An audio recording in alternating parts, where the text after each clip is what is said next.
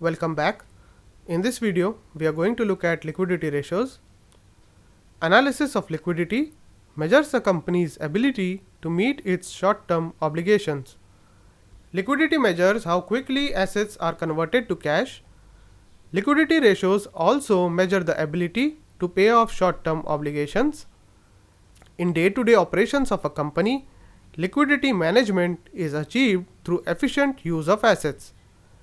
In the medium term, liquidity in the non-financial sector is also addressed by managing the structure of liabilities. The level of liquidity needed differs from one industry to another. A company's liquidity position might vary according to the anticipated needs for funds at any given time. Now we have shown here some common liquidity ratios. These ratios represent a company's position at a point in time.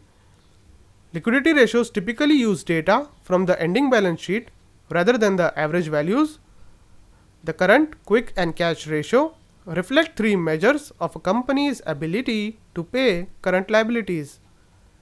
The defensive interval ratio measures how long a company can pay its daily cash expenses using only its existing liquid assets without any additional cash flow coming in.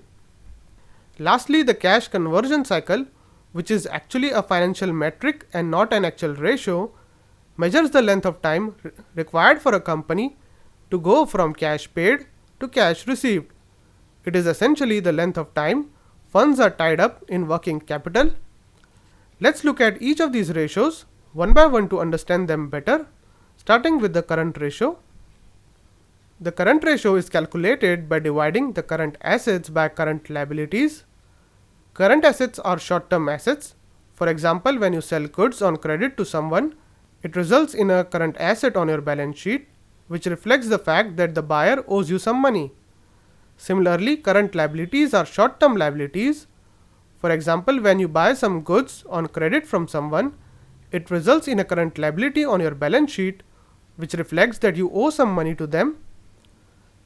A high value of current ratio reflects a higher level of liquidity, which implies greater ability to meet short-term obligations. A current ratio of 1 indicates that the book value of its current assets exactly equals the book value of its current liabilities. A lower ratio indicates less liquidity, implying greater reliance on operating cash flow and outside financing to meet short-term obligations. The next ratio we'll look at is the quick ratio.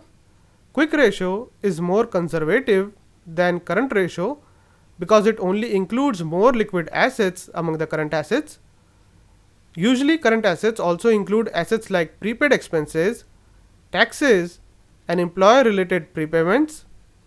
These are costs that have been paid in advance and hence form part of current assets. But the fact is that these cannot be converted to cash. Similarly, while inventory is also part of current assets, it also cannot be quickly converted to cash. Hence, quick ratio uses the formula cash plus short-term marketable securities plus receivables in the numerator to reflect the assets that can be quickly converted to assets. This number is then divided by the current liabilities in the denominator.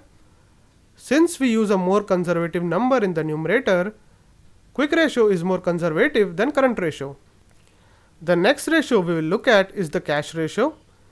Cash ratio is calculated by dividing only cash plus short-term marketable securities with current liabilities.